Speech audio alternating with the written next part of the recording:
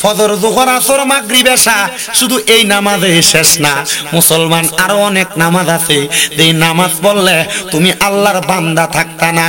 আমার আল্লাহ কয় বান্দা 5 ওয়াক্ত নামাজের পাশাপাশি যদি বাড়তি কোনো নামাজ পড়ো, বাড়তি কোনো ইবাদত করো, ওই বান্দাটা যেই বান্দা বাড়তি ইবাদত করে এটা আমি আল্লাহর বান্দা থাকে না, এটা আমি আল্লাহর বান্দা তাইকা বন্ধু হইয়া যায়। জোরে জোরে বলেন না সুবহানাল্লাহ।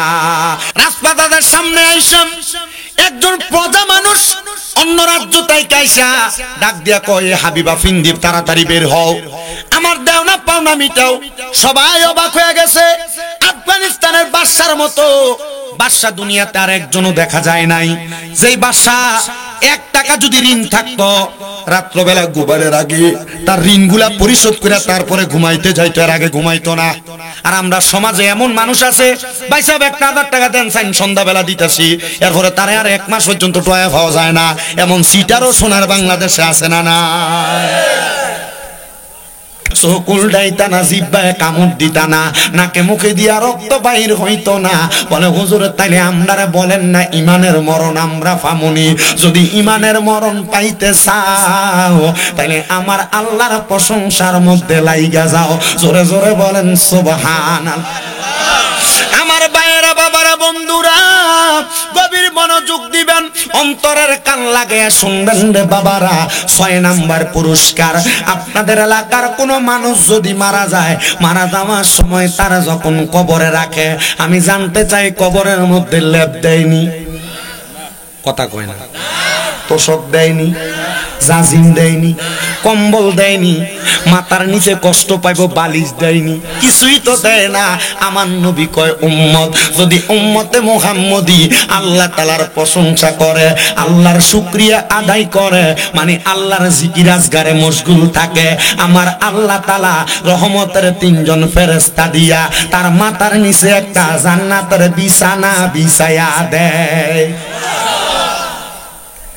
জান্নাতের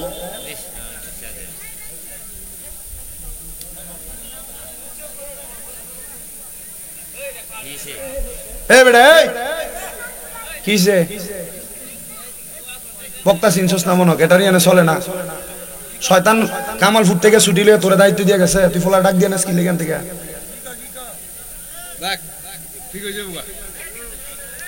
আপনারা কষ্ট হইতেছে? আপনারা আমার আর দেখছেন? ইউটিউবেও দেখছেন না, ইন্টারনেটেও দেখছেন না, ফেসবুকে দেখছেন? কেটা কেটা ভিডিও দেয় আপ তোলেন যে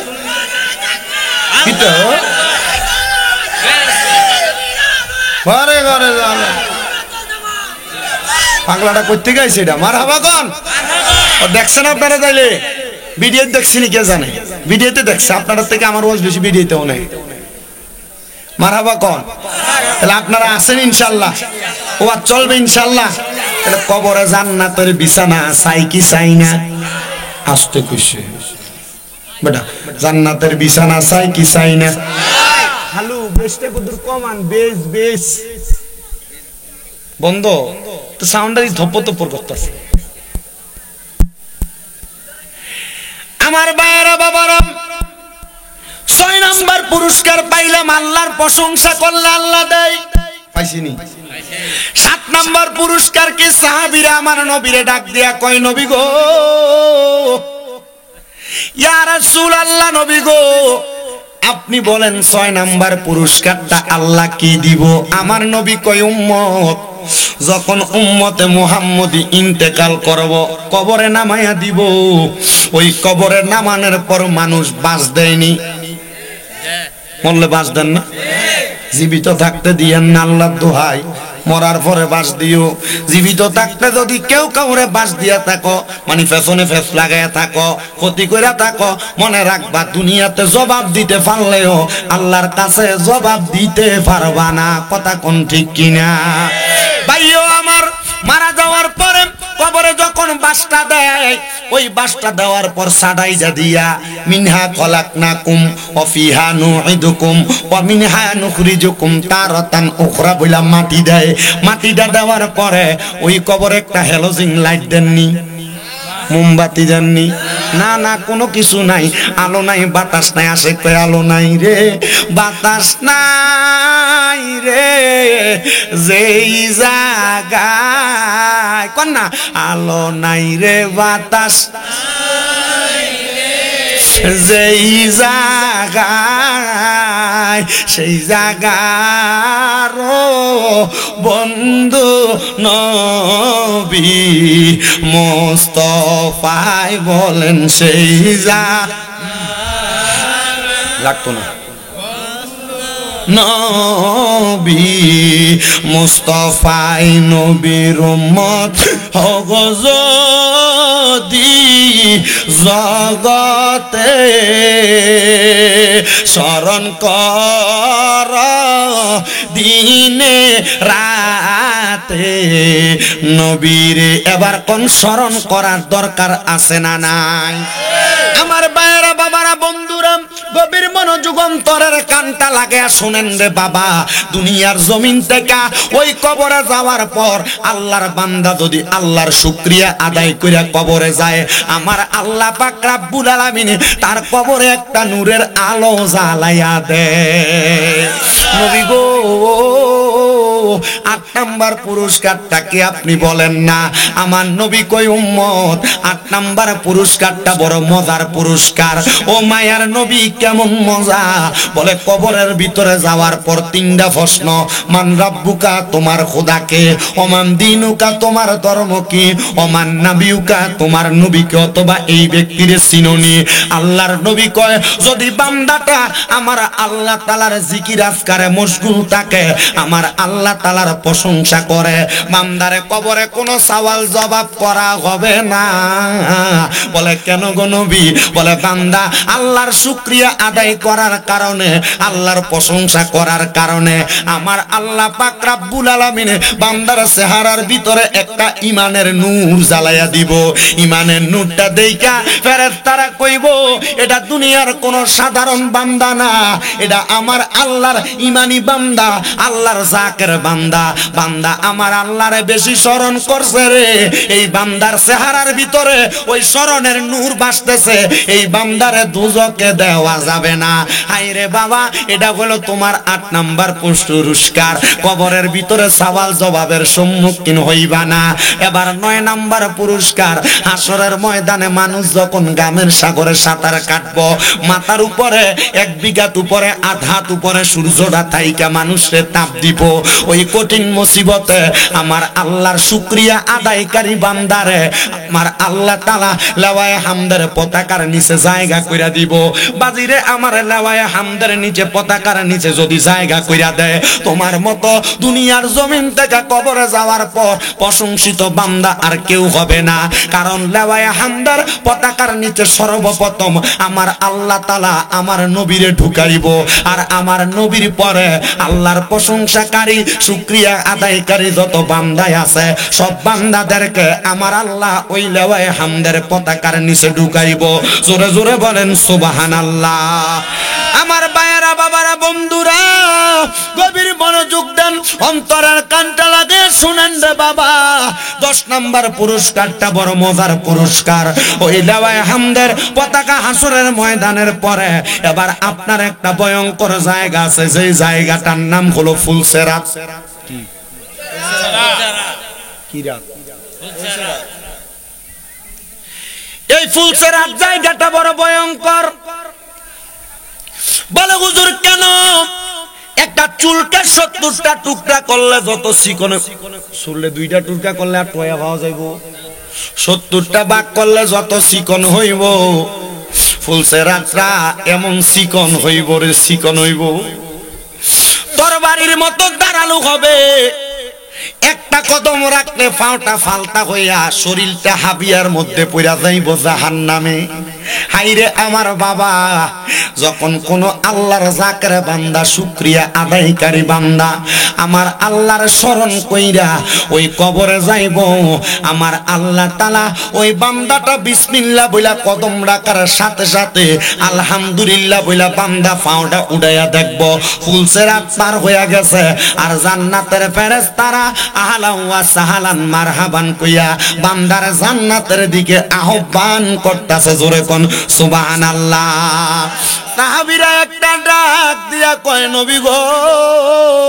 ইয়া রাসূলুল্লাহ, ইয়া হাবিবাল্লাহ, নবী গো, আপনার কাছে জানতে চাই, আপনি বলেন না তাইলে আল্লাহর শুকরিয়া কেমনে আদায় করে? আমার নবী কয়, উম্মত আল্লাহর শুকরিয়া আদায় করে তিন ভাবে। এক নাম্বার, যখন বান্দা আল্লাহ তাআলার ইবাদত সালাত আদায় করে, ওই সালাতে যাইয়া সুবহানা রাব্বিয়াল আলা বইলা আমার আল্লাহর প্রশংসা করে, আমার আল্লাহর শুকরিয়া আদায় হইয়া যায়। দুই নাম্বার, বান্দা যখন আমার আল্লাহ তাআলার কোরআনের তেলাওয়াত করে, আমার আল্লাহ তাআলার শুকরিয়া আদায় হইয়া যায়।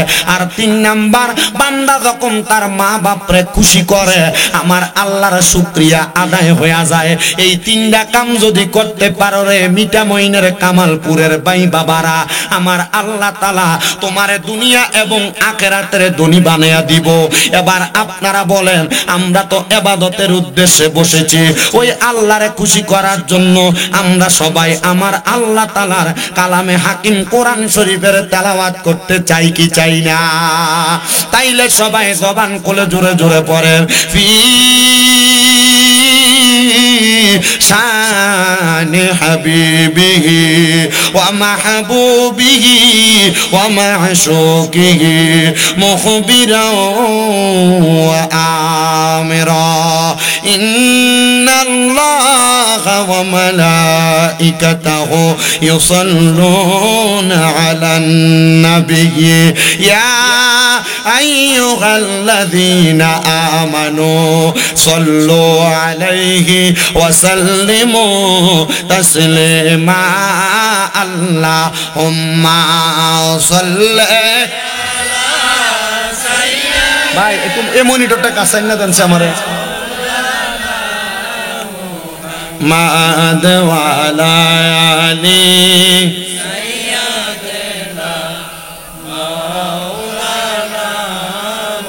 জগত পাগল কাবার জন্য, কাবা পাগল মাবুদের, আমার মাবুদ পাগল দয়াল নবীজির, নবীজি পাগল উম্মতের, আল্লাহুম্মা। পারলে এনে তুলে দেন, আমার কানে লাগে না, পারলে দেন না করে লাও কান্না, অসুবিধা নাই। মুহাম্মাদ ওয়া আলা আলি সাইয়্যিদিনা নূর নবীজির ফসিনা মুবারক মেশকের চাইতে আরো সুগ্রাণ, সাহাবীরা আতর রূপে করতেন তাহা ব্যবহার, আল্লাহুম্মা সাল্লি আলা, এবার ঠিক আছে, মাওলানা মুহাম্মাদ ওয়া আলা, আল্লাহ বারে এটারে কদুর এন্দিয়ানো, মাওলানা। আমি আমার কামালপুরের ভাই বাবাদের কাছে জানতে চাই, আপনারা বলেন আমার নবীর উপরে দুরূদ আদায় করলে লাভ আছে না নাই? কিন্তু আপনাদেরকে দেখতেছি একজন আরেকজনের দিকে চাইয়া থাকেন, একজন আরেকজনের মুখের দিকে তাকান, কেউ আস্তে পড়েন, কেউ জোরে পড়েন রে বাবারা। না রে বাবা, আমার নবীজি কি কয় জানেননি বাবা? আমার নবী কয়, উম্মত দুনিয়ার জমিনের ভিতরে সবচাইতে বকিল ব্যক্তি হলো সেই ব্যক্তি যার সামনে আমি নবীর দুরূদ পড়া হয় কিন্তু সে তার জবান রে বোবার মতো কইরা রাখে।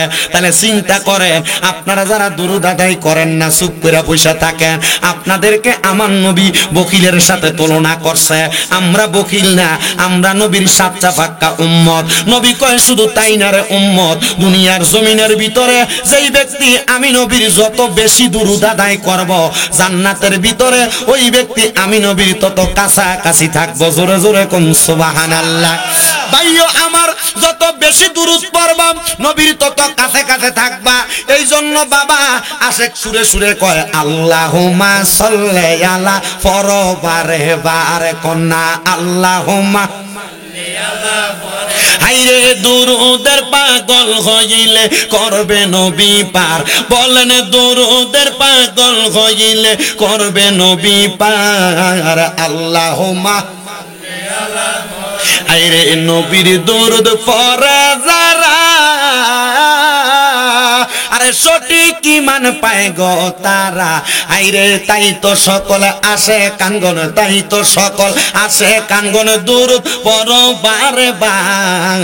আল্লাহুম্মা সাল্লি বার বলেন আল্লাহুম্মা সাল্লি আলা, হাইরে দুরূদের পাগল হইলে করবে নবী ফার, বলেন দুরূদ আরে আল্লাহুম্মা সাল্লি আলা রাহমাতাল লিল আলামিন,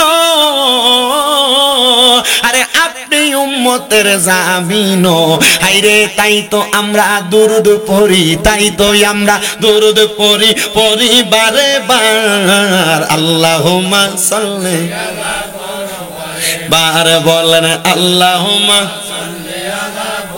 হাইরে দুরূদের পাগল হইলে করবে নবী ফার, কন্যা দুরূদ করবে নবী ফার। আল্লাহুম্মা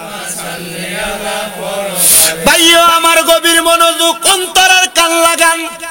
এই দুরূদের কয়েকটা ফজিলত বলে ওয়াজের দিকে যাই। আমার নবী কয় উম্মত, দুনিয়ার জমিনের ভিতরে কোন উম্মত যদি আমি নবীর প্রতি একবার দুরূদ পড়ে, কয়বার ভাইও জোরে কোন কয়বার? আমার নবী কয় উম্মত একবার যদি দুরূদ পড়ে, আমার আল্লাহ তাআলা ওই উম্মতের নামে বেহেশতের ভিতরে একটা গাছ লাগাইয়া দেয়। কি লাগা? লাভ কি গাছটা লাগা? মিঠামইন গাছ লাগা করিমগঞ্জে, কিশোরগঞ্জে, কোনে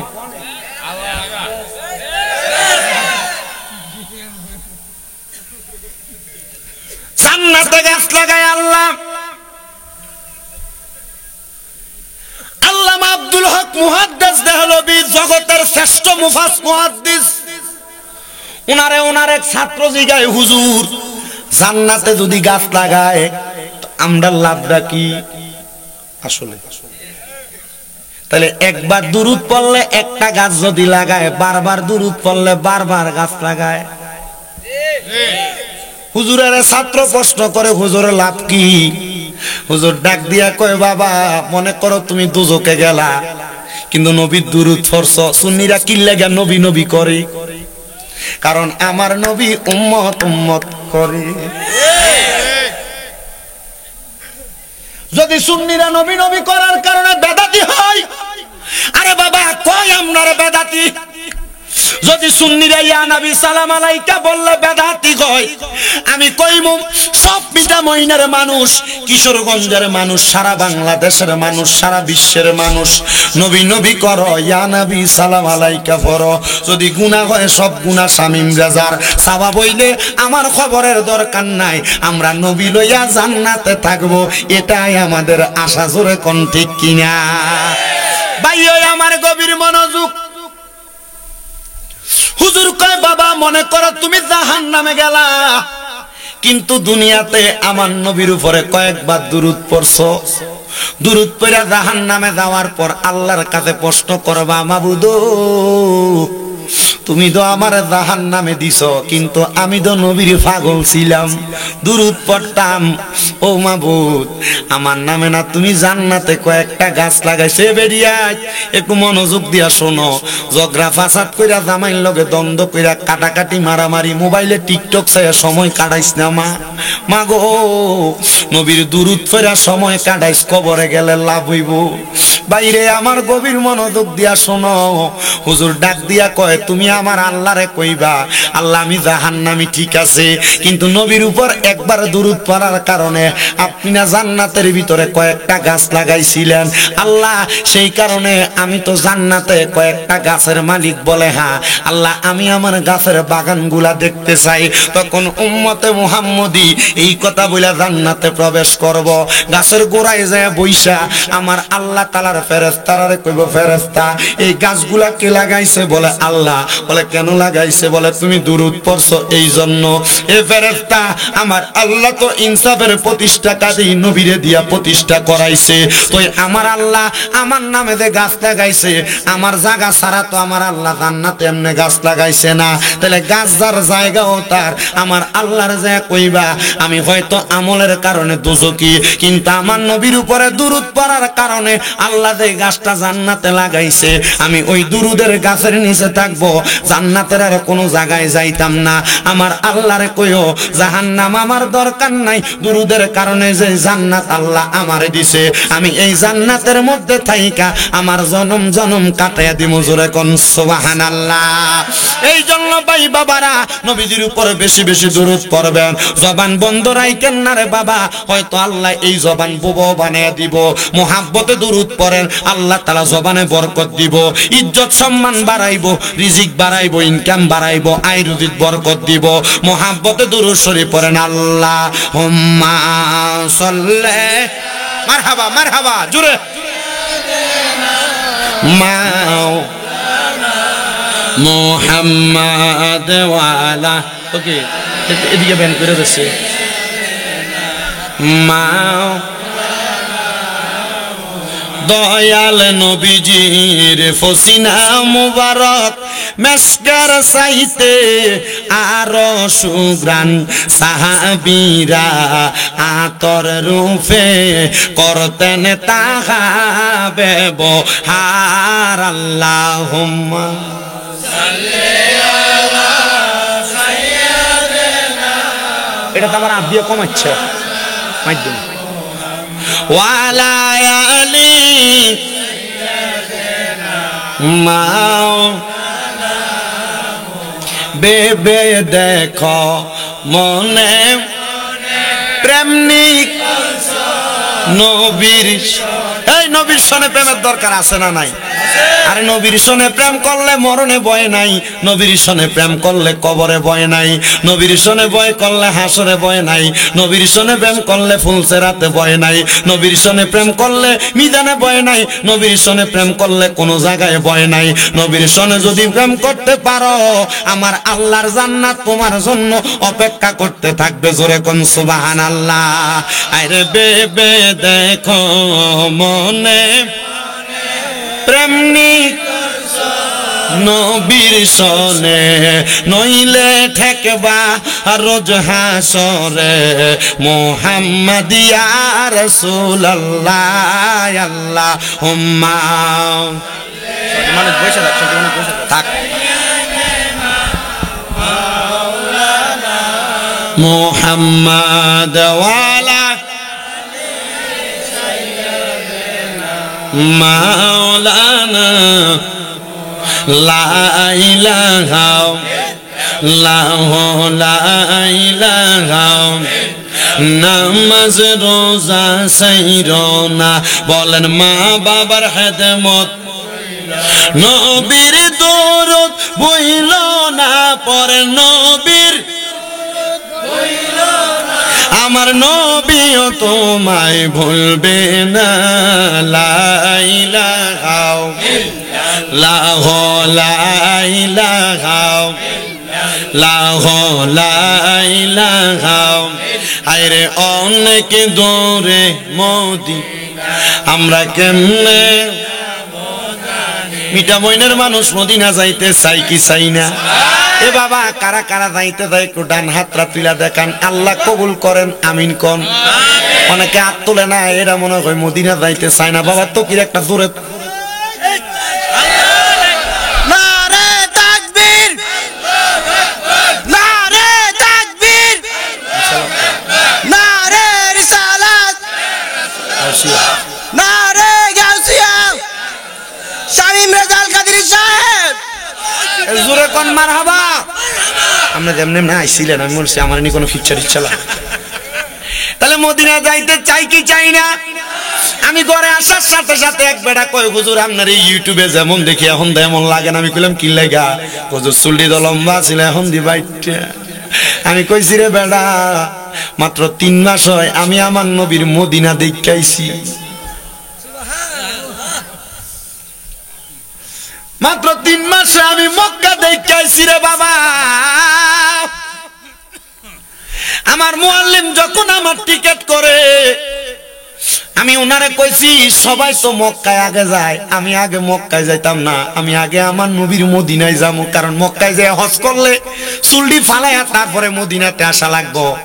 আমি আমার নবীর রওজার সামনে যাইয়া আমার নবীর কাছে আমার এই বাবরি চুলটি দেখাইতাম, নবী গো ও দয়াল নবী, লম্বা চুলটি রাখার কারণে মানুষে বন্ধ কয়, নবী আপনি না কইছেন লাহু শাহরুন ইয়াদরিবু মানকাবাইহি, আপনার চুল মুবারক, আপনার ঘাড় মুবারক দগে কবরবাসীর মাগফিরাত কামনায় চতুর্থ বাৎসরিক সুন্নি মুখা সম্মেলন সাজাইয়া আমার সঙ্গে মুনাজাতের ভিতরে উলামায়ে কেরাম, তলেবুল ইলম, বিশেষ করে আমার দাড়ি পাকা মুরব্বী বাবারা, যুবক নওজোয়ান ভাইয়েরা, ছোট্ট ছোট্ট মাসুম বাচ্চারা, পর্দার অন্তরালের আমার কত মা বোনেরা মাপ পাওয়ার আশায় গুনাহগার কাঙ্গালের বেশে 2টা হাত বাড়াইছে। আল্লাহ, যার হাতটা তোমার কাছে মায়া লাগে, পছন্দ হয়, ওই হাতের উসিলায় আমরার জীবনের গুনাহ তুমি আল্লাহ ক্ষমা কইরা দাও। এরে আমার এই এলাকার মা বোনেরা গো, কি গো মা, মাইকের আওয়াজ তোমাদের কানে যায়নি গো মা, মুনাজাত হইতেছে গো মা, আমার আল্লাহর দরবারে আমিন আমিন কইরা 2টা হাত বাড়াইয়া দেও গো মা, আমাদের বিশ্বাস আছে আমার আল্লাহ একটা হাতও খালি ফিরাইয়া দিবে না। মারা গো, তোমরা তো এই এলাকার নাইউরি না গো মা, একদিন আসছিলা লাল রঙের বেনারসি শাড়ি পইরা, আরেকদিন চলে যাইবা সাদা মার্কিন কাপড় পরিয়া। তোমরার মতো কত মা বোনেরা জানি গো অন্ধকার কয়বরে মুর্দাল্লা শুয়া শুয়া রইছে, আজকের মুনাজাত তার আর নসিব হইছে না। এরে আমার এই এলাকায় এবং আশেপাশে এলাকা থেকে আগন্তুক আমার সুন্নি মুসলমান ভাই বাবারা, কিরে ভাই আর কতকাল দোকানপাটে রাস্তাঘাটে আড্ডাবাজি কইরা সময় কাটাইবা? মুনাজাত হইতেছে, আমি অদম গুনাহগার শামীম দাদা মুসাফির মানুষ, আল্লাহ 3 ব্যক্তির দোয়া কবুল করে, এর মধ্যে মুসাফির একজন। আমার দোয়া আল্লাহ কবুল করবে কিনা জানি না, তবে আমি এতটুক বলতে পারি রে, আমারে 2টা হাত দিয়ে আমি আল্লাহর কাবা ঘরে ধরছি, আমারে 2টা হাত দিয়া কাবা ঘরের দরজাটি ধরছি, এই 2টা হাত দিয়ে আমি কাবা ঘরের হাজরে আসওয়াদ সুমা পাথরের ভিতরে ধরছি, এই পাথরটা সুমা দিলে গুনাহ মাফ হয়, ওই পাথরে সুমা দিছি, এই হাতটা দিয়া নবীর রওজা মুবারকের দিকে হাত বুলাইছি। আইরে ভাই দেখ না রে আমার লগে 2টা হাত বাড়াইয়া, জানি না রে ভাই আমার কোন ভাই বাবা মা বোনের জন্য জানি আজকের মুনাজাত জীবনের শেষ মুনাজাত করে হাত বাড়াইছি, জানি না রে ভাই কোন ভাই বাবা মা বোনের জন্য জানি গো এই এলাকার কাফনের কাপড়ের দোকানে কাপড় কাইটা রেডি কইরা রাখছে, জানি না রে ভাই কোন ভাই বাবা মা বোনের জন্য জানি গো এই এলাকার গোরস্থানের মাটিটা কাফা কাফি করতাছে, জানি না রে ভাই কোন ভাই বাবা মা বোনের জন্য জানি এই এলাকার মধ্যে 40 দিন আগে আদ্রাইলে ঘুরা ফেরা করতাছে। মাবুদ আমরা জানি আমরা অপরাধী গুনাহগার, এই হাত 2টা কপালে লাগার আগে আগে আমরার জীবনের গুনাহ মাফ কইরা আমরারে বেগুনা মাসুম বান্দা বানাইয়া দাও। দয়াল রে কে জানি হাত বানাইছে, কার জানি জগতের মধ্যে বাবা নাই, যেই বাবা রিক্সা চালাইয়া মাটি কাইটা মাথার গাম পায়ে ফালাইয়া নৌকা চালাইয়া খেতে খামারের মধ্যে কাজকর্ম কইরা সন্তানরে মানুষের মতো মানুষ করার জন্য আব্বা নিজের রক্তরে পানি বানাইছে। আল্লাহ জানি না কোন সন্তান জানি তার আব্বারে 3.5 হাত মাটির কবরে শোয়া দিয়ে আমি শামীম দাদার সাথে হাত বাড়াইছে। আল্লাহ তাদের আব্বার কবরে আযাব দিও, মরিয়া গিয়াছেন আল্লাহ, আল্লাহ দারার মাও বাপ মাফ করিয়া দেন না গো আল্লাহ, কবরে আযাব। আকাশেতে চন্দ্র সূর্য আল্লাহ উঠে বারে বার, কবর দেশে যারা গো গেছে ফিরিল না আর। কত আদর করছেন মাগো দুধ কলা খাওয়াইয়া, এখন কেমনে শুইয়া রইছেন কবরে যাইয়া। আম্মায় আব্বা চইলা গেছে আল্লাহ যারারে পালাইয়া, তারারে রাইখা গো গেছে কান্দিবার লাগিয়া। আল্লাহ কে জানি হাত বাড়াইছে, কার জানি জনম দুঃখী মা দুনিয়াতে নাই। আরে মা, যেই মা নিজে না খেয়া সন্তান রে খাওয়াইছে, 10 মাস 10 দিন গর্ভে ধারণ করছে, বিছানার ডান দিকে প্রস্রাব করলে বাম দিকে নিচে, বাম দিকে প্রস্রাব করলে মা বিধা জায়গায় ঘুমাইয়া শুকনা জায়গায় ঘুমলো আইছে, এমন মাদার কবর দেশে আল্লাহ রাইকো তোমার মায়ার নজরে। সেই মায়ের কবরেতে আযাব তুমি দিও না, দুঃখের দরদি আমার জনম দুঃখী মা আল্লাহ। যাদের মা কবরে, আম্মার কবর জান্নাতের বাগান বানাও। মায়ের বংশ, বাবার বংশ, দাদা দাদির বংশ, নানা নানির বংশ, যারা কবরে প্রত্যেকের কবর নাজাতের ফয়সালা করো।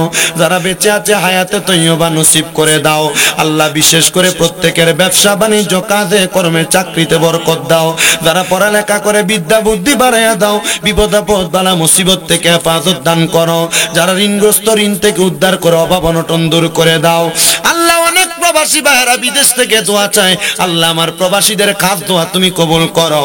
প্রবাসীদের হায়াতে বরকত দাও, প্রবাসীদের জীবনের গুনাহ মাফ করো, প্রবাসীদেরকে কামাই রুজি করে দেশের দশের খেদমত করার তৌফিক দাও আল্লাহ। বিশেষ করে পর্দার অন্তরালের কত মা বোনেরা দোয়া চাই, আমার মা বোনদের দোয়া তুমি কবুল মঞ্জুর করে নাও আল্লাহ। আজকের মাহফিল যারা সাজাইলো যুব সমাজের ভাইয়েরা আল্লাহ, প্রত্যেকটা যুবকরে তুমি হোসাইনি যুবক হিসেবে কবুল মঞ্জুর করো। এই মাহফিলে যারা টাকা দিয়া, পয়সা দিয়া, শ্রম দিয়া, বুদ্ধি দিয়া, পরামর্শ দিয়া, মাইক দিয়া, লাইট দিয়া, প্যান্ডেল দিয়া, মিডিয়ার ভাইয়েরা, সম্মানিত শ্রোতা মণ্ডলীরা, পর্দার আড়ালের মা বোনেরা, বিশেষ করে তাবারুকের জন্য যারা সহযোগিতা করেছে প্রত্যেকের খাস দোয়া কবুল মঞ্জুর করে। মরণের আগে নবীজির নূরানি চেহারা মুবারক দেখতে দেখতে প্রত্যেকের আখিরি জবানে মধুর কালেমা পড়ে দিয়েন লা ইলাহা ইল্লাল্লাহু মুহাম্মাদুর রাসূলুল্লাহ সাল্লাল্লাহু আলাইহি ওয়াসাল্লাম। একটা জবানও বন্ধ রাখবেন না, জবানটা ছেড়ে দিয়ে উচ্চ কণ্ঠে বলেন, আমরা মুনাজাত করে দোয়া চাইলাম একজনের কাছে, তিনি কে? আর মুহাব্বতের আওয়াজে বলেন না, তিনি কে? সব নবীরা চাইতেন কার কাছে? ওলিরা চাইছেন কার কাছে? আমরাও চামু কার কাছে? এ বাবাজিরা আসেন, আল্লাহর ওলিরা কেমনে চায় আমি আপনাদেরকে একটু শোনানোর চেষ্টা করি। আল্লাহ তাআলার একজন বন্ধু, জিনার বাড়ি হইল আফগানিস্তানের মধ্যে, জিনার নাম হযরতে হাবিব আফিন্দি রহমতুল্লাহ আলাই। উনি ছিলেন আফগানিস্তানের বড় বাদশা। এ মুসলমান ইমামদার, এ পর্দা, কেমনে নবীর দিদার পাইবা, কেমনে নবীর দেখা পাইবা? আমি আজকে তোমাদেরকে ওই হাবিব আফিন্দির জীবনী থেকে এই ঘটনাটা বইলা তোমাদেরকে নবীর দেখা পাওয়ার একটা আমল শিখিয়ে দিব। আপনারা বলেন, আমরা সবাই নবী দেখতে চাই কি চাই না? কারা কারা নবী দেখতে চাই দুইটা হাত তুলে বলেন। আল্লাহ যেন নবীর দিদার নসিব করে, জোরে কোন আমিন। নবী নবী করে সারা জীবন আমি কাঁদব, ভালোবেসে নবীজিকে, ভালো নবী বুকের মাঝে ধরে রাখবো, নবী নবী করে আর কত কাল আমি কাঁদবো।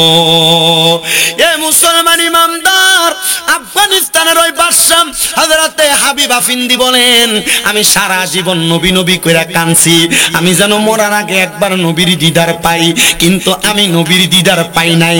হযরতে হাবিবা ফিন্দি ডাক দিয়া কয়ে, জগতের মানুষ, আমি যখন নবীর দিদার পাইলাম না, আমি সমস্ত জগতের মানুষকে আমি শুধু বললাম আমার জন্য তোমরা খাস কইরা কইরা দোয়া করবা, আমি যেন নবীর দিদার পাই। আমি যখন সব সময় মানুষের কাছে নবীর দিদার পাওয়ার জন্য দোয়া করি, আমি নবীর দিদার পাই না। হঠাৎ কইরা আমি আমার রাজপ্রাসাদের মধ্যে বসা, সকালবেলা আমার রাজপ্রাসাদের সামনে আইসা একজন ব্যক্তি ডাকতেছে আর বলতেছে, এ হাবিবা ফিন্দি বাদশা, তুমি তাড়াতাড়ি ঘর থেকে বের হও, আমার পাওনা দেওনা গুলা মিঠাইয়া দাও। পুরা রাজপ্রাসাদের মানুষ, আপনি যেটা কমাইছেন একটু, আমার কাছে আওয়াজটা কানে লাগতেছে না, তবু কম লাগতেছে, দশছেন না উনাদের সময় দশছেন না, না আমার কাছে সাউন্ড কিন্তু সব ঠিক আছে, না আমার কাছে মনে হচ্ছে আমার কানে এটা লাগে না। হ্যাঁ, কোনটা ঘুরাইছে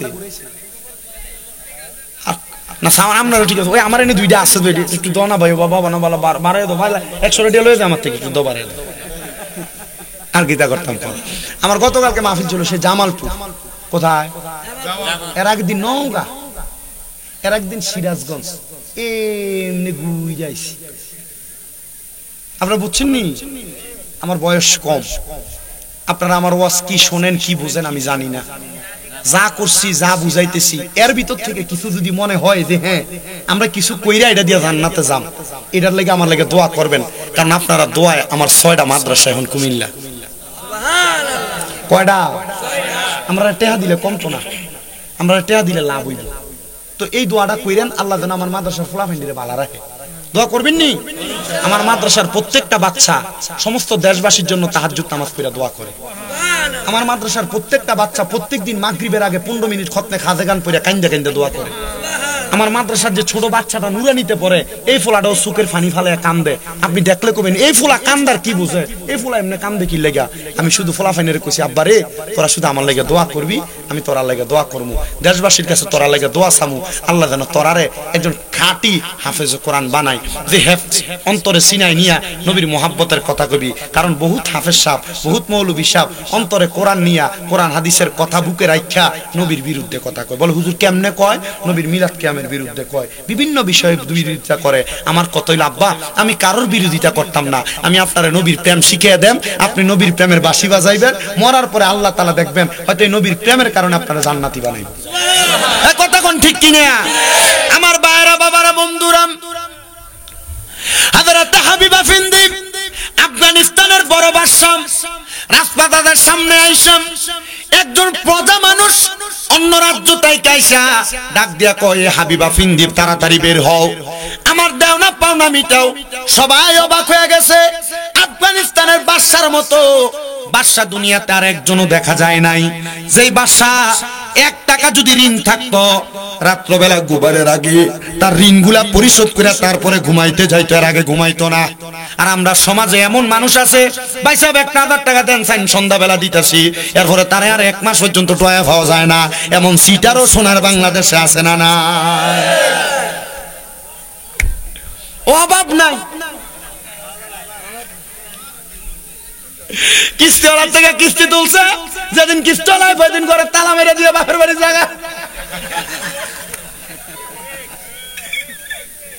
আসেনিও।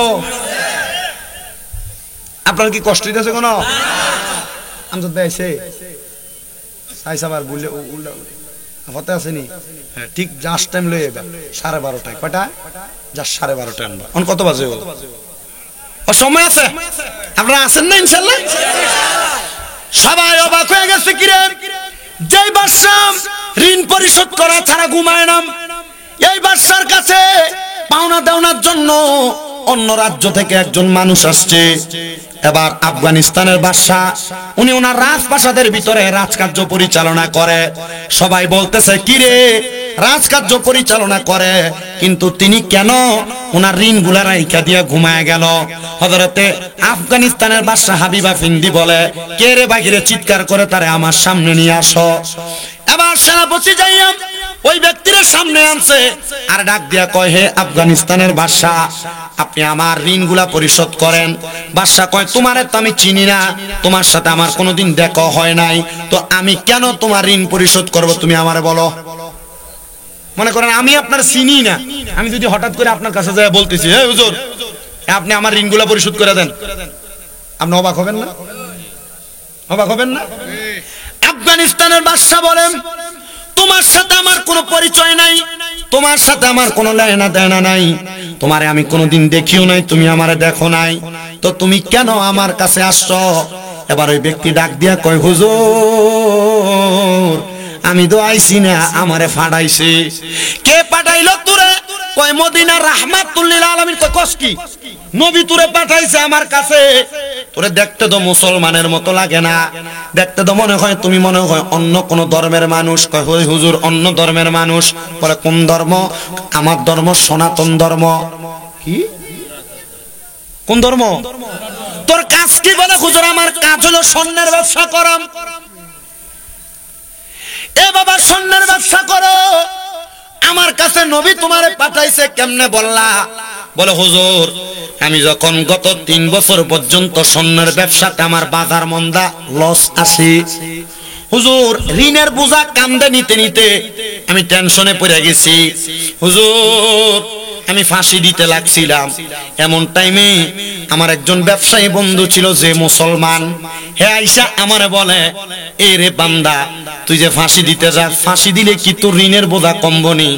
তুই যাদের কাছে ঋণের পাওনা দেওনা লাগায় রাখছ, কবরে গেলে তো ফাঁসি দেওয়ার পর তাদের পাওনা দেওনা মিটে না দিলে তোরে আল্লাহ তাআলা কবরে, তোর ভগবানও তোরে কবরে আযাব দিব। কয় কথা তো খারাপ কইছো না? আসলে ঠিক না? সে ডাক দিয়া বলতেছে, মুসলমান বন্ধু তাইলে আমি কি করব? বলে আমার কাছে একটা রাস্তায় আছে, তুমি ইসলাম ধর্ম গ্রহণ করো, পড়ো লা ইলাহা ইল্লাল্লাহু মুহাম্মাদুর রাসূলুল্লাহ সাল্লাল্লাহু আলাইহি ওয়াসাল্লাম। ওই লোকটা ডাক দিয়া কয়, হুজুর ও হাবিবা ফিন্দি, আমি সাথে সাথে কালেমা পড়ছি, মুসলমান হইয়া গেছি।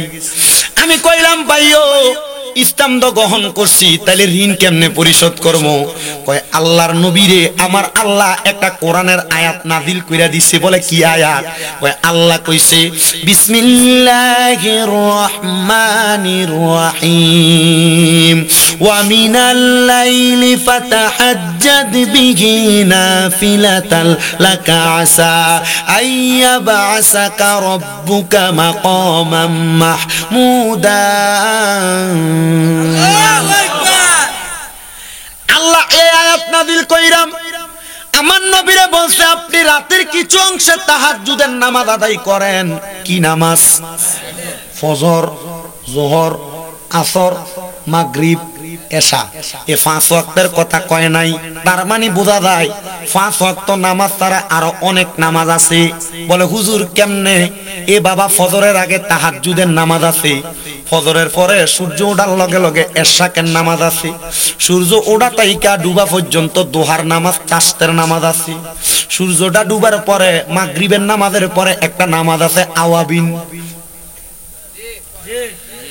বান্দা কোন হাজত থাকলে, মনের আশা থাকলে এই আশা পূরণ করার একটা নামাজ আছে সলাতুল হাজতের নামাজ। আরেকটা নামাজ আছে বৃষ্টি না হইলে এই নামাজটা পড়ে সলাতুল ইস্তেসকার নামাজ। আরেকটা নামাজ আছে যেই নামাজটা দিনে একবার, সপ্তাহে একবার, মাসে একবার, বছরে একবার, নাইলে জীবনে একবার পড়া দরকার, এটা হলো সলাতুত তাসবিহ নামাজ। আরেকটা নামাজ আছে যেই নামাজটা 100 রাকাত পড়ে, এই নামাজটার নাম হলো সলাতুল খায়রের নামাজ। ফজর, যোহর, আসর, মাগরিব, এশা শুধু এই নামাজে শেষ না, মুসলমান আরো অনেক নামাজ আছে যেই নামাজ পড়লে তুমি আল্লাহর বান্দা থাকতা না। আমার আল্লাহ কয় বান্দা 5 ওয়াক্ত নামাজের পাশাপাশি যদি বাড়তি কোনো নামাজ পড়ো, বাড়তি কোনো ইবাদত করো, ওই বান্দাটা যেই বান্দা বাড়তি ইবাদত করে এটা আমি আল্লাহর বান্দা থাকে না, এটা আমি আল্লাহর বান্দা তাইকা বন্ধু হইয়া যায়। জোরে জোরে বলেন না সুবহানাল্লাহ। হায়রে একটি বাসায় দুইটি পাখি, কত যে আনন্দে থাকি গো। এখন তুমি কোথায় আমি কোথায় মুর্শিদ কাউরে কেউ আর দেখি না আগে, জানি না তুমি এমন করে ছেড়ে যাইবা মুর্শিদ আগে, জানি না তোমার আত্মাতে মিশাইয়া কইতাম কত মনের কথা গো। এখন কার কাছে কই মনের কথা কাউরে কেউ আর দেখি না, এখন কার কাছে কই মনের কথা কাউকে কেউ আর দেখি না আগে, জানি না। মুসলমান কত আল্লাহর ওলির দরবারে গেলা, কই নিজে তো একটু ওলি হওয়ার চেষ্টা করলা না? ওলি হইতে পারবা যদি তাহাজ্জুদ নামাজটা পড়া মাওলার লগে সম্পর্ক করতে পারো। কিরে বাবা, যে ফিরে মুরিদ করায় এবারে তো ইবাদত কইরাই ওলি হইছে, তো তুমি কি বেশি করে ইবাদত করলে তুমি ওলি হইতে পারতা না? বলে হুজুর আমি দি নৌকা চালাই, আমি দি রিকশা চালাই, আমি দি ফতেঘাটে কাজকর্ম করি। না রে আব্বা না, 5 ওয়াক্ত ইবাদতের পাশাপাশি কেউ যদি বাড়তি কোনো ইবাদত করে এই বান্দা চাইলে আল্লাহর ওলি হইতে পারে। আমি ওলির দরবারে যাই কিন্তু আমি ওলি হওয়ার চেষ্টা করি না কেন? এই কথা কয় না তুই? কি রে আব্বা, নিজে ওলি হওয়ার দরকার আছে না? আছে। কার ওলি? জোরে কস না, কার ওলি বাবা? তো নিজে ওলি হওয়ার দরকার আছে নি? খালি ওলির কাছে গেলে হইব না? ওলি যে তালিম দিছে এটি মাইনা নিজে ওলি হওয়ার লাগবে। ওলি তোমার তালিম দিছে, নিজে ওলি হইবার লাগিয়া পালন করবার লাগিয়া না বেটা, পালন করলেই তুমি ওলি হইবা। আর তুমি যে গেছো মাশাআল্লাহ হিসাবের কাছে গেছে যে শেষ, কেমন করছে হিসাবের কাছে যাওয়ার পরে আর কাম শেষ। কথা কয় না? না বেটা, হিসাবের কাছে যাওয়ার পর দরবারে সাদরা দেনি, সাদরা, এই সাদরার ভিতরে 5 ওয়াক্ত নামাজের পরে কি আমল করবে এটি লেখা আছে, কোন শান্তে কি আমল করবা লেখা আছে। তখন তুমি এটি যদি করো 5 ওয়াক্ত নামাজের পাশাপাশি, তখন তুমি ওলি হইয়া যাবে, আল্লাহর ওলি। সুবহানাল্লাহ জোরে কও। এই বেডিয়া মনোযোগ দিয়ে শোনো, তোমরা তো আমার মার মতো, বোনের মতো, খালার মতো, শাশির মতো, তোমরা ওলি হও আমি চাই রাবেয়া বসরির মতো। কথা কন না কা? যে রাবেয়া বসরি থুথু দিলে কুফের পানি নিচের থেকে উপরে উঠা যাইত। কি ভাবার বেডি? মারহাবা কয় না? বেডিয়াতের ভাবার আছে না নাই? শক্তি আছে না নাই? জামাইর লগে না আল্লাহর লগে দেখাইতে হবে। কথা কয় না? বহুত বেডি জামাই দমক দিলে উল্টে খিচ আছে না নাই? বেডিয়াত মনে রাখো, স্বামীরে ঘাড় পাক দিলে জান্নাতে যাওয়া আটকে যাবা। স্বামীরে ঘাড় পাক দিস না মা, স্বামীর কথা শুনিস, স্বামীর কথা অমান্য কইরা যাস না 0 পয়েন্টে, আল্লাহর কসম কবরে কোবাই ওখানে ওখানে করে নেব।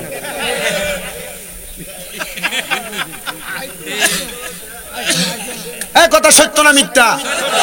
আল্লাহর নবী কয় একটা মহিলা জান্নাতে যাওয়া একবারে সহজ। মারহাবা কোন? জান্নাতে যাওয়া কি সহজ না কঠিন?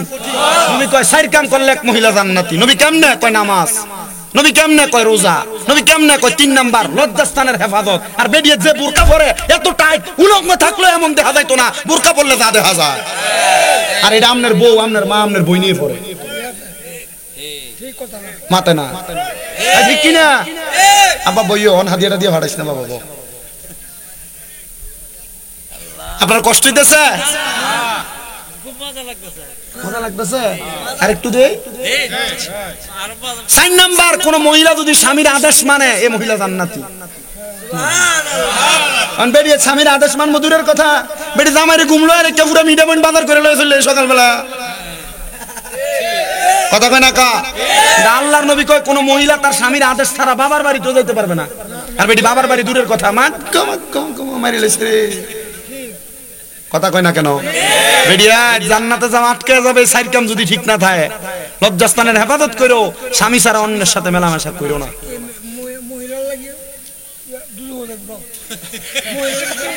আপনারটা আসেনি ভাই? মরে গেছে গা?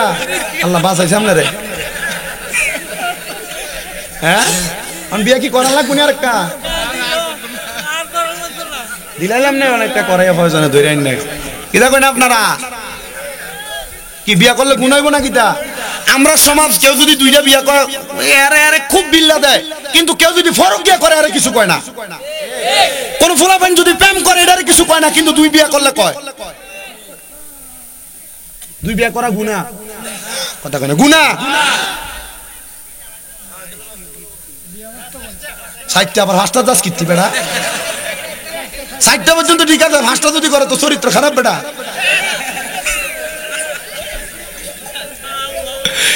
আপনাদের কষ্ট দিতেছে কোন? আমার কষ্ট দিতেছে। আমরা কইলে আমি ছেড়ে দিয়ে দামুগা, কি ছেড়ে দিলে সারাই তো আর শোনার লাগে, ওয়াদের মতো ওয়াদ অল্প কিন্তু শুনলে চলে বেটা।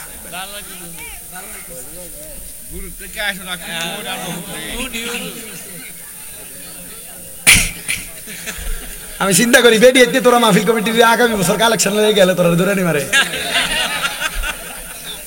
কবে হুজুর আমসা জামদার বিপক্ষে কইবার লাগা না। মা আমি চাই এই মিঠা মইনের সব মহিলারা জান্নাতে যাক, আমি চাই সোনার বাংলাদেশের সব বেডি জান্নাতে যাক, আমি চাই সমস্ত দেশের সব মহিলা জান্নাতে যাক। মা আল্লাহর দোহাই স্বামীর লগে গাউরামি করিস না মা, মরণের পরে শান্তি পাইতি না।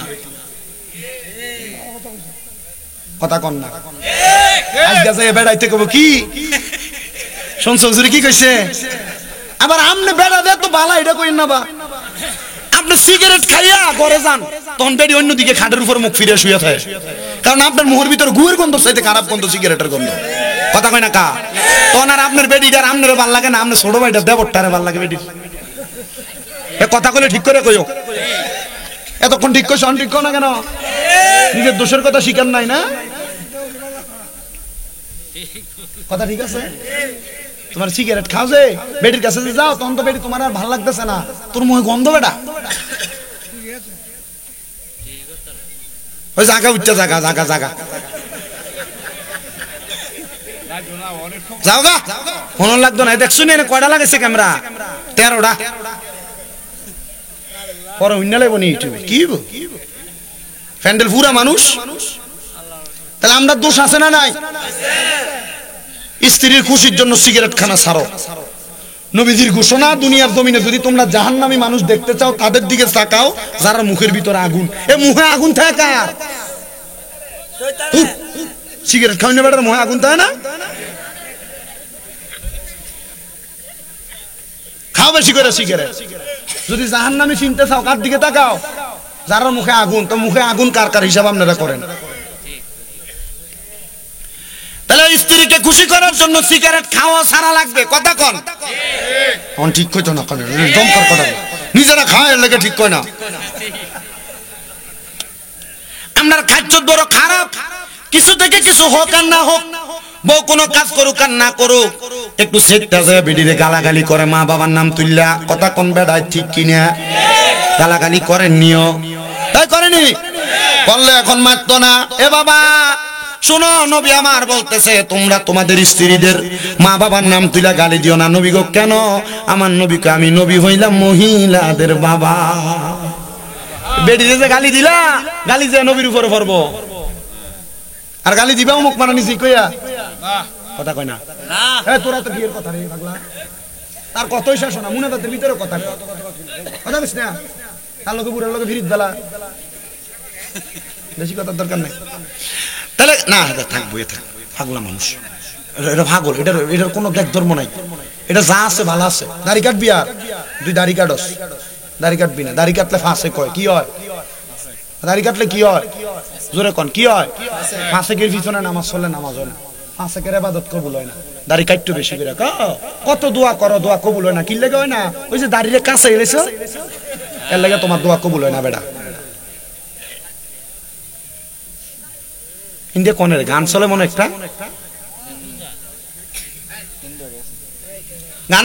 আর দাড়ি কাটবেন? দাড়ি কাটলে কি হয়? ফাঁসেক কোন কি হয়? ফাঁসেক। ফাঁসেকের দোয়া এই জোরে কয় না। ফাঁসেকের দোয়া কবুল। আপনি কামাই রুজি করেন আল্লাহর কাছে, কত আল্লাহরে ডাহেন ডাইকা না মানেন। আল্লাহ আমার রোগ বালা মুসিবত ছাড়ে না, তো ছাড় তো কেমনে খোদার কাটা? তুই তো দাড়ি কাটস বেটা, রাখবানি আল্লাহ কবুল করো। আমিন কন। বহুত বেড়াই তোর জিজ্ঞেস আছি কিরে দাড়ি কাটস কা? হুজুর আপনার বাবি কয় বুড়া বুড়া লাগে দাড়ি কাটে। আরে বেটা শোন, পুরুষত্বের শক্তি এক কথায় খাস বাংলা কওয়ার ইংরেজি কও, পুরুষের নারীর সাথে মিলিত হওয়ার যে সেক্সুয়ালি পাওয়ার, দাড়ি কামাইলে কন্যা দাগা।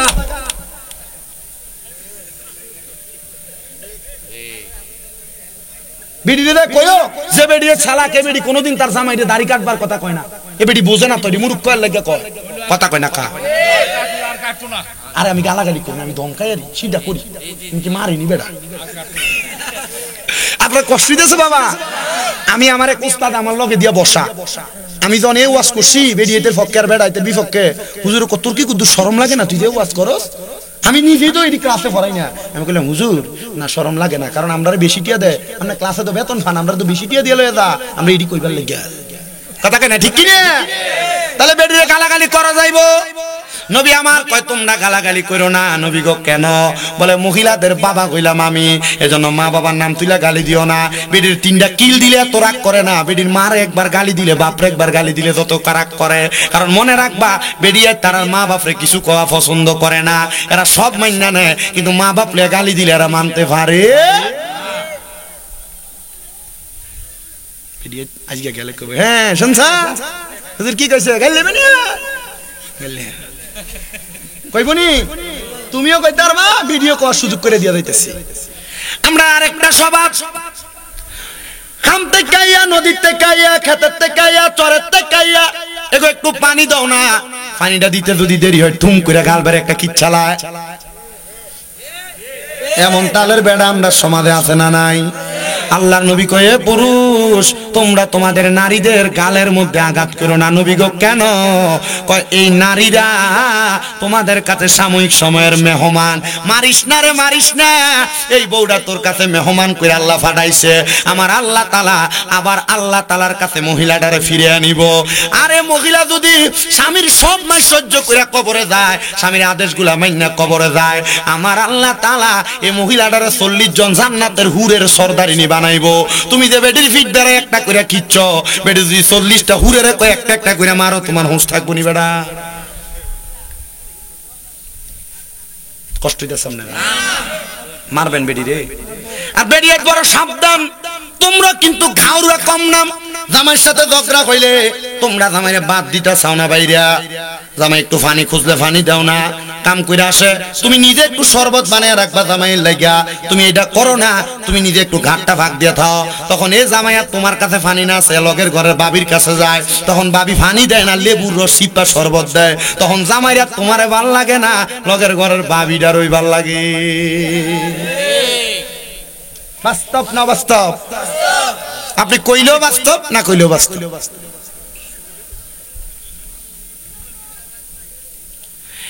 মহিলারা দিনের বেলা স্বামীর সাথে ঝগড়া করলে রাতের বেলা অন্যদিকে মুখ ফিরে শুয়ে থাকে। আগে সন্তান এক পাশে ঘুমাইতো, স্বামী স্ত্রী এক পাশে ঘুমাইতো। যদি দিনের বেলা ঝগড়া হয়, বেডি ওই দিন বাচ্চাটারে মাইর দিয়ে শোয়ায়। এ কথা কয় নাই? হ্যাঁ কথা ঠিক আছে না আব্বা? আব্বা আপনার কাছে মনে হইতেছে হুজুর এই কথা যে কনে না তো ছোট ছোট ফলা হয় না। আর আব্বা আমি না কইলে আপনি শিখবেন কই থেকে? ফলানি শিখবো কই থেকে? কইতাম ওই কনের পক্ষে কেটাকে ডাক তোলো বাবা।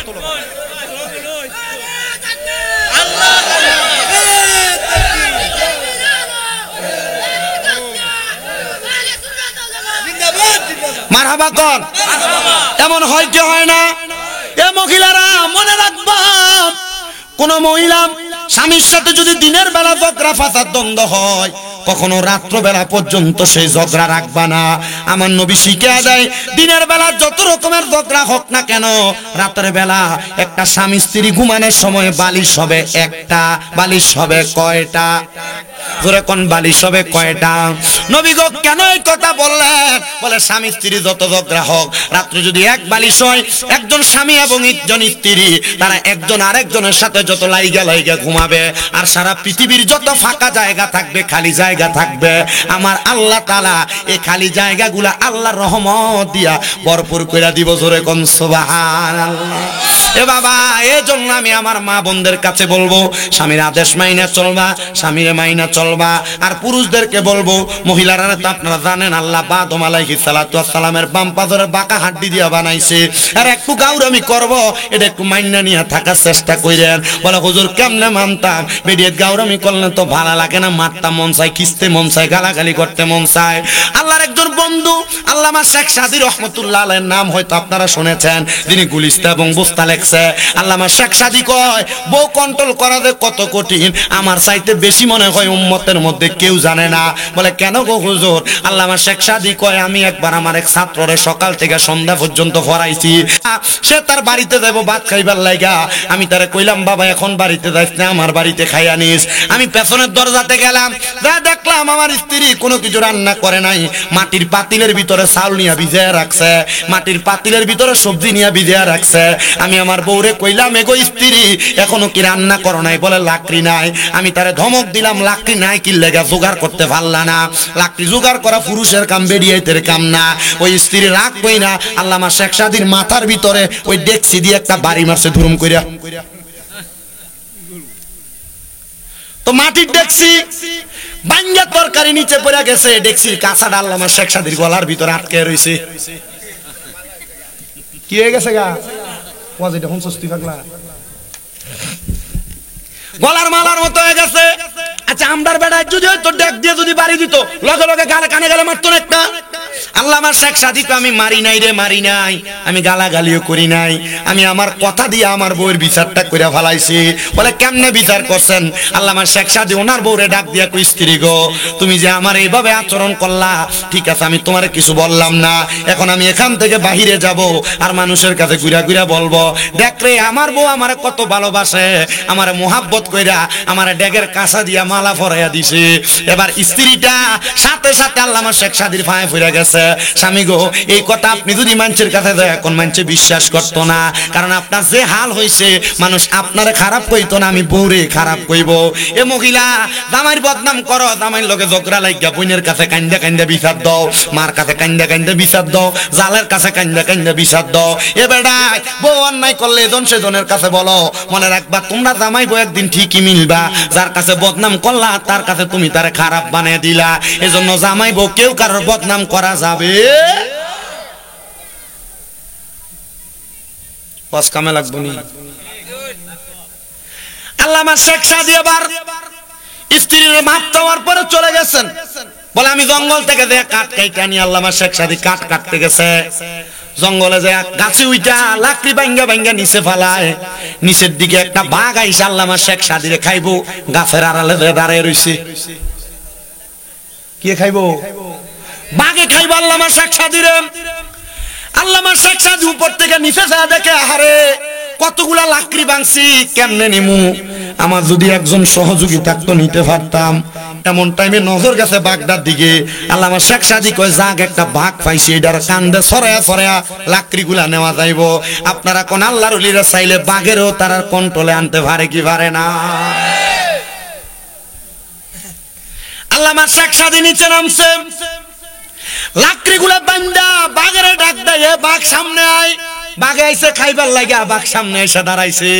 আল্লামা শেখ সাদী পিঠের মধ্যে লাকড়িগুলা উঠায়া সুন্দর করে বাড়িতে যাইয়া লাকড়ি নামাইয়া বাঘরে বিদায় করে দিছে।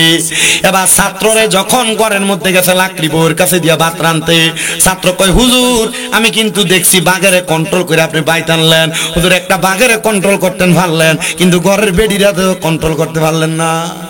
কি বেডির মাঝে খাইলেন হুজুর? ছাত্র যদি কথা কোস তাদের ইজ্জত হয়। আল্লামা শেখ সাদী রাখ দিয়ে কয়, বাবা তুমি কি সব শুনছো? বলো হুজুর সব শুনছো? বলে হ্যাঁ হুজুর শুনছি। বলে হুজুর আপনি এত বড় আলেম, আপনি চাইলে আরেকটা বিবাহ করতে পারেন। হুজুর কয়, বাবা 3 শয়তান কন্ট্রোল করতে পারি না, তুমি আমারে কয় 5 শয়তান ফালতাম। হুজুর আমি আপনারে জিজ্ঞাইলাম আরেকটা বিয়ার কথা, আপনি কোন শয়তান কন্ট্রোলের কথা? হুজুর কারণটা কি বলবেননি? হুজুর ডাক দিয়া কয়, এ বাবা আল্লাহ তাআলা একটা পুরুষ মানুষে ধোঁকা দিবার লাগা তার লগে একটা শয়তান দিছে, আর একটা বেডি মানুষে ধোঁকা দিবার লাগা তার লগে 2টা পুরুষ শয়তান দিছে। এখন আমি 3টা শয়তান নিয়ে সংসার করি, যদি আমি আরেকটা বিয়া করি আরো 2টা শয়তান দইব, এদিকে তো কন্ট্রোল করতে পারতাম না। বাবা এবার তুই কও বিয়া কি আরেকটা করতাম না, এটাই ঠিক আছে? ছাত্র ডাক দিয়া কয়, হুজুর বুঝতে পারছি, একটা বিয়েই বালা, হুজুর আরেকটা দরকার নাই। বেটা দুইটা বিয়ার পাগল হইবা, তিনটা বিয়ার পাগল হইবা, ওর আগে সাবধান। তুমি ওই দুই বিয়া করার পরে দুই বউয়ের মাঝে সমানতা বজায় রাখতে পারবে না, এটা দেখো। কারণ এক বউয়ের কাছে থাকলে পরের দিন সকালে যদি ওই বউয়ের ঘরের দরজার ভিতরে প্রথম বোঝাই হাজির হয়, তোর উপায় থাকবো বেটা। আল্লাহ কবুল করেন, আমিন পড়েন। আস্তে কইছে আবার আমিন। আপনার কি কষ্ট হইতেছে বেটা? আরো জোরে কোন কষ্ট হইতেছে? আমি জানি না আপনারা কোন জাতের ওয়াজ শুনেন না। 18 মিনিট সময় আছে, আমি আমার হাবিবা ফিন্দির ওয়াজটা শেষ কইরাম, একটা জিকির দেন, ওয়াজ শেষ। রাজি আছেন নি? আমার একটু কষ্ট করে বসেন। আল্লামা শেখ সাদি রহমাতুল্লাহ আলাইহি বলেন, এ বাবা, হযরত হাবিবা ফিন্দি বলেন, এ বাবা তোর আমার নবী পাঠাইছে? বলে হ্যাঁ। বলে ফাঁসি দিতে গেছিলি? বলে হ্যাঁ। বলে এরপরে কি করছস? বলে তাহাজ্জুদের নামাজ পড়ছি। তাহাজ্জুদের নামাজটা পড়িরা আমি আল্লাহ তাআলার কাছে কাঁদছি, আল্লাহ আমি ঋণ দিতে পারি না, আল্লাহ আমার ঋণ দি কেমনে দিতাম? আল্লাহ তুমি না তোমার নবীরে কইছো রাতের কিছু অংশ ইবাদত করার জন্য আপনি মাকামে মাহমুদ দিবেন। আমার নবী কই, উম্মত রে,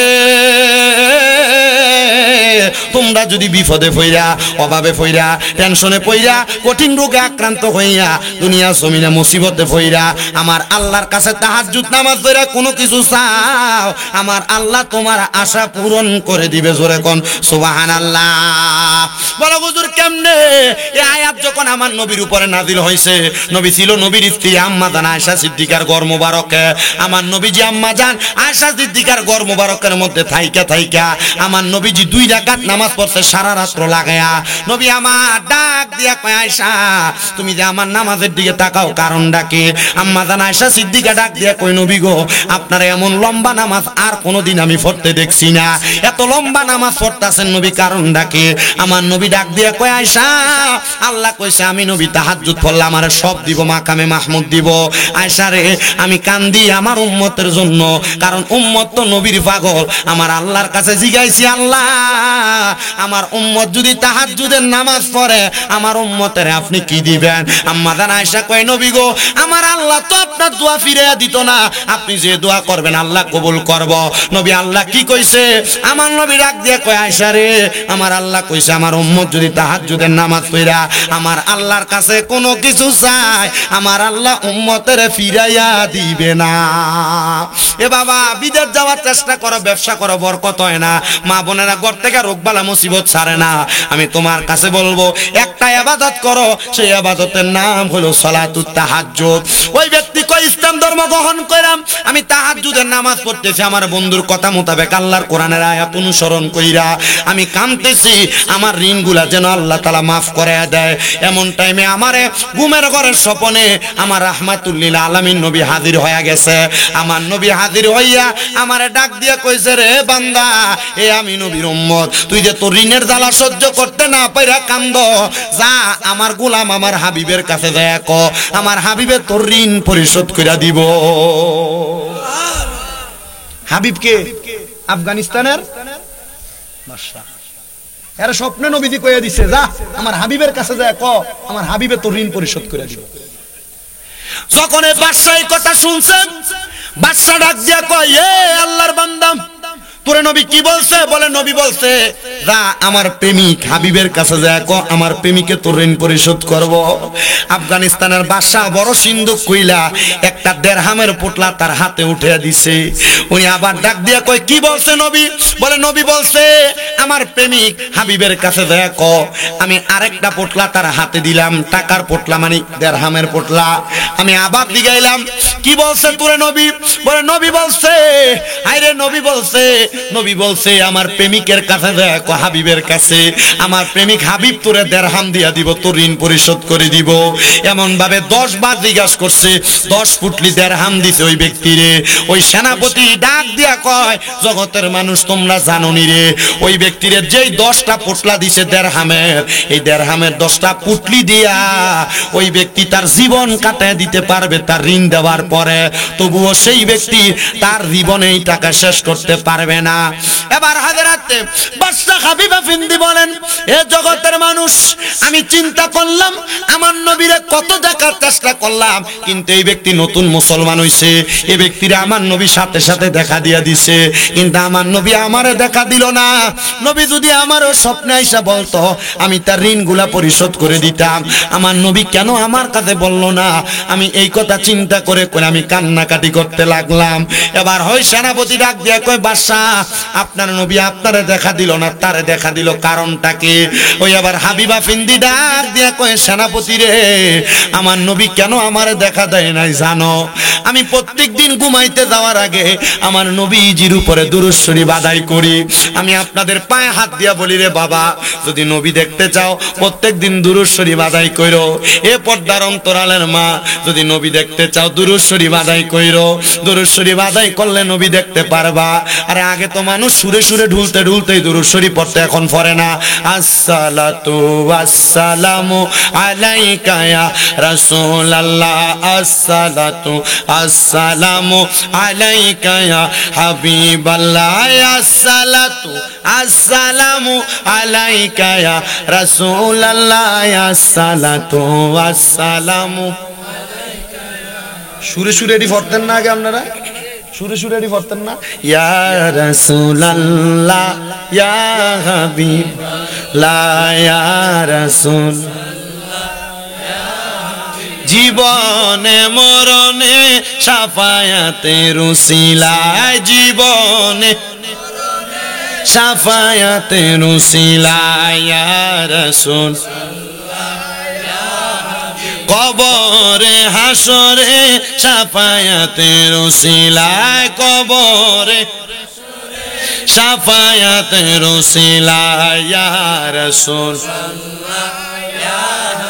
গোসল করাইয়া কাফন দিবে গয়ামাই, কবরে নামাইয়া অন্ধকার কবরে যখন দিবে হে অন্ধকার কবরে যখন আসিবেন নবী গো আমার শিয়রে, দেখিব আপনাকে দুনয়ন ভরে, দেখিব দুনয়ন ভরে, ইয়া রাসূলুল্লাহ। মুনকার নাকির আসিয়া সওয়াল করবে, মুনকার নাকির আসিয়া সওয়াল দিয়েন গো নবী পর্দা উঠাইয়া, জানাইব সালাম আপনাই দাঁড়াইয়া, জানাইব আপনাই দাঁড়াইয়া, ইয়া রাসূলুল্লাহ, বাল্লাহ, ইয়া রাসূলুল্লাহ।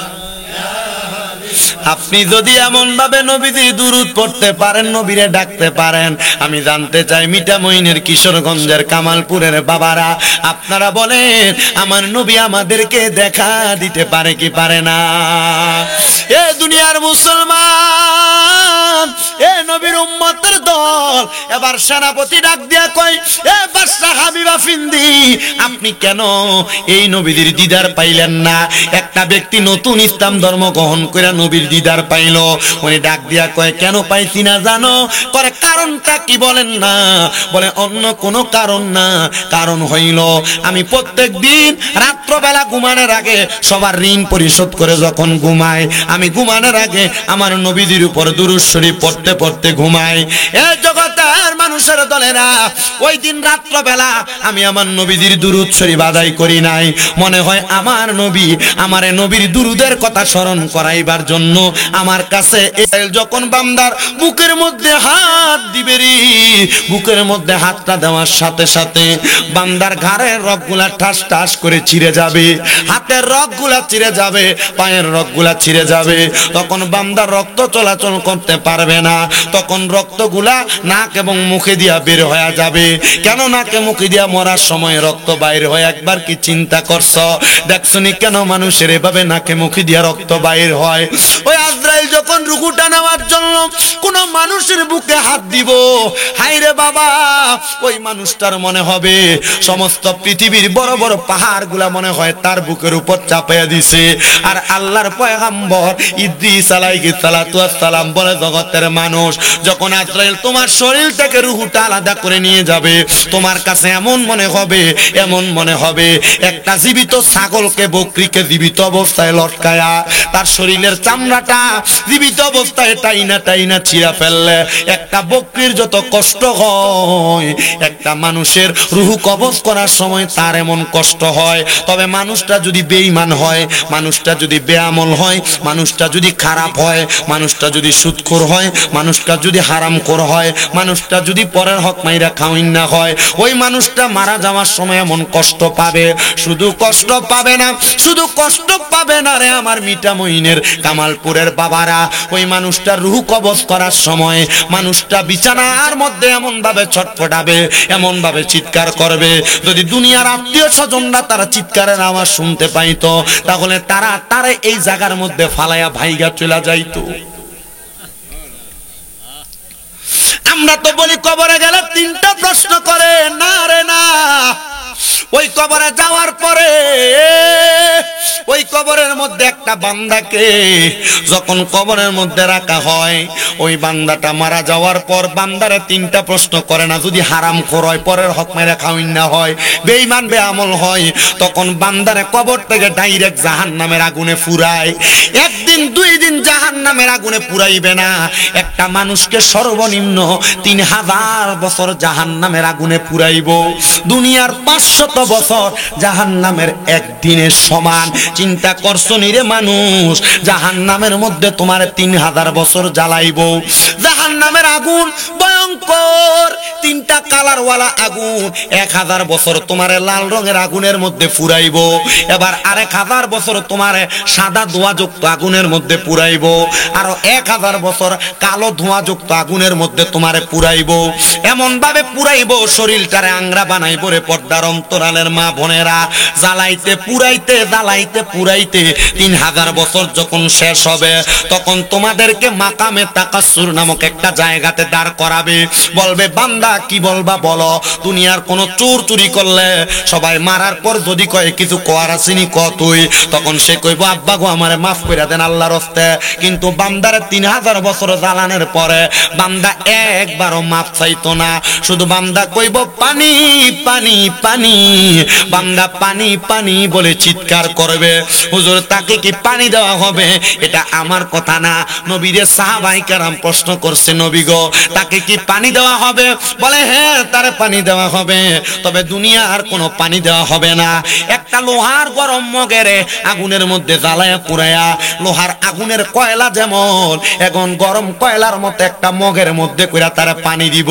ওই পানি হবে অন্যান্য জাহান্নামীদের রক্ত এবং পুঁজগুলা লোহার গরম পাত্রের মধ্যে উঠাইব। হাদিস শরীফে ওই পানিরে কয় তিনাতুল খাবাল। ওই তিনাতুল খাবাল পানি তার সামনে দিব পান করার জন্য।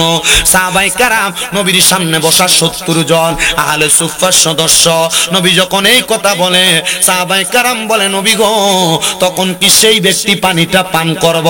নবী কয় হ্যাঁ পান করবে, কারণ সে বড় পিপাসার্ত থাকবে। 3000 বছর জ্বলার কারণে তার সামনে কোনো তরল পদার্থ থাকবে না।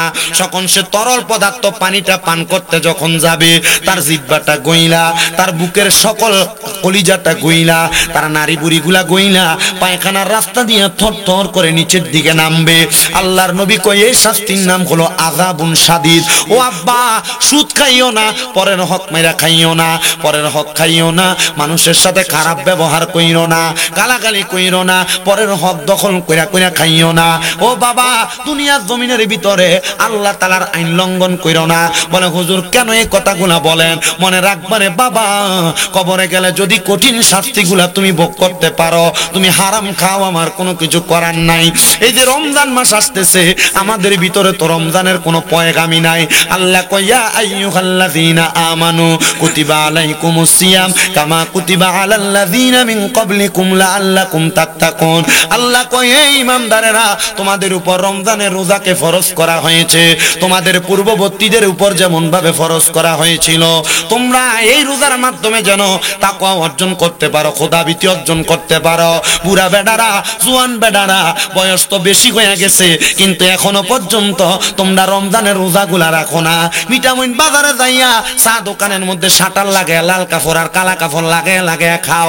আব্বারে মনে রাখবা, এই রোজা না রাখার কারণেও কবরে গেলে এমন কঠিন শাস্তি পাইবা। রমজান যেহেতু আসতেছে, রমজানের প্রস্তুতি গ্রহণ করো। যেমন ভাবে ঈদের দিনে ঈদের নামাজ পড়ার জন্য প্রস্তুতি গ্রহণ করো। আম্মা জান আয়েশা সিদ্দিকা বলে, নবীর উম্মতের দলেরা নবী যখন রমজান মাস আগমন করত, আমার নবীজি অন্যান্য মাসের চাইতে রমজান মাসে আরো বেশি প্রস্তুতি গ্রহণ করত। এ মুসলমান, কেমন প্রস্তুতি গ্রহণ করবা? রমজান আসার আগে তোমার সকল কর্মগুলা শেষ করে গোটায় ফেলবা। গোটায় ফেলা একজন মুসলমান হইয়া অন্যান্য মুসলমানদের কাছে ইফতার বিতরণ করবা। নবী বলে, এ জগতের উম্মতের দল, তোমরা যদি পারো এক গ্লাস দুধ দ্বারা কাউকে ইফতার করাও, যদি না পারো 3টা খেজুর দ্বারা কাউকে ইফতার করাও, যদি এটাও না পারো তাহলে এক গ্লাস পানি দ্বারা তুমি কাউকে ইফতার করাও। যদি এই 3টা কাজ তুমি করতে পারো, ইফতার করাইতে পারো, আল্লাহ তাআলা তোমার জন্য জান্নাতি নাজ নিয়ামতের ব্যবস্থা করবে। নবী গো, আর কি উপহার আছে? বলে, মাহে রমজানের 30টা তারাবির নামাজ আদায় করো। 30টা তারাবিতে আমার আল্লাহ তাআলা তোমার 30টা বরকত দান করে দিবে। নবী যার কি করব? বলে, সারা দিন রোজা রাখার জন্য তোমরা সাহারি খাও। যদি তোমরা সাহারি খাও, মনে রাখবা ইহুদি এবং মুসলমানের মাঝে পার্থক্য হলো, ইহুদিরা সাহারি করতো না আর মুসলমানরা সাহারি খাবে। আরে তোমরা একা একা সাহারি করবা না, তোমরা পারলে পার্শ্ববর্তী কারোর জন্য সাহারির ব্যবস্থা করবা, ভোর রাতে কারোর জন্য একটু খাবারের ব্যবস্থা করবা।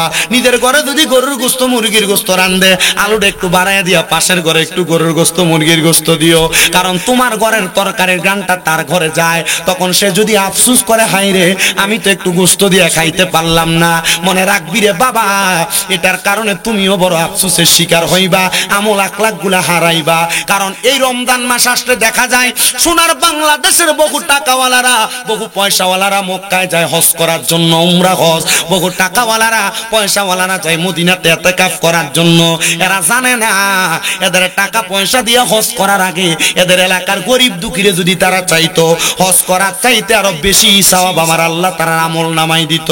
এজন্য আশেক সুরে সুরে লেখে, ওরে হজ করিতে মক্কায় যায়া খরচ করলি যেই টাকা, সেই টাকা গরিবীকে দিলে গরিবী তাকি তো কেঠা। কেউ যায় টাকার গরমে, কেউ যায় হজ দেশে ভ্রমণে, কেউ যায় টাকার গরমে, কেউ যায় দেশে ভ্রমণে। হাইরে ধনীরা যায় ধনের টানে, আনিতে সোনা দানা, শুধু খাইলে নামাজ হবে না, ও মন বোঝো না, গোশ খাইলে নামাজ হবে না। সুদখোর আসেনি, কম না বেশি? আমাদের সমাজের মানুষের সুদখুরটিরে ধরে নিয়ে মসজিদের সভাপতি বানায়। এ কথা কয় না কা? আমাদের মানুষের সুদখুর ঘুষখুরটিরে ধরে নিয়ে মসজিদের সেক্রেটারি বানায়। এলাকার সর্দার মাতাব্বরির দায়িত্ব সুদখুর ঘুষখুরটিরে দেয়। আল্লাহর কসম, আমার কাছে আমি আজকে তোমরা বেশি সময় দিতেছি। হুজুর কো আনো, যাও। আপনারা কি কষ্ট দিতেছে? এই রোজার ফজিলতটা বলে আমি ছাড়তাছি, একটু কষ্ট করে বই ভাই। আসুন না আপনারা, বিরিয়ানিও তো আছে বলে আজকে আপনারা লাগে। ওই তারা সামনে দিয়ে বয়সে বিরিয়ানি ডাকটা, তখন মানুষের দেখতে বোঝে যখন না যা।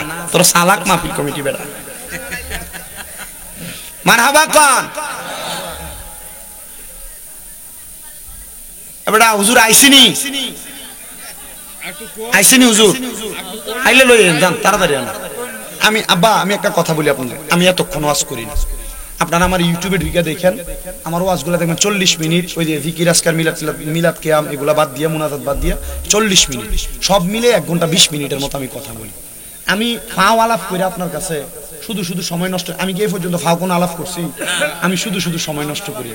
আমার সিস্টেম হইলো আমি 1 ঘন্টা 20 মিনিট আপনার নিট ওয়াজ দিব, নিট ওয়াজ, যেন কেউ আমার কইতে না পারে যে ফাও ওয়াজ করে দিয়ে চলে গেছে, এটা ওয়াজ না, গান গেয়ে চলে গেছে। আমি আপনার নিট ওয়াজ দিয়ে গেছি, কথা বুঝছেন? এই জন্য আমি আমার নির্দিষ্ট পরিমাণ সময়ের বেশি ওয়াজ করছি। আমার বয়সটা কম না বাবা, আমি সেই সেপ্টেম্বরের আগে থেকে ওয়াজ শুরু করছি, মানে এই বছরে এখনো ভালো করে ঘুম হয় না। আমি আজকে আইসে এখানে খাবার খাই, আইয়ে তার কাছে বেশরমের মতো ওই যে মিঠামইনের ফেরির থেকে নেমে গেছি, ভাই ফোন দিয়ে ক ভাই একটু বাতটি রেডি করতে। আইয়া ভাত খাইছি, ভাত খাই আমি কিন্তু শুইছি, শোয়ার লগে লগে ঘুম লেগে গেছে। আমার শরীরও তো কুলাইতে হবে, ঠিক না? শরীরে কুলাইতে হবে।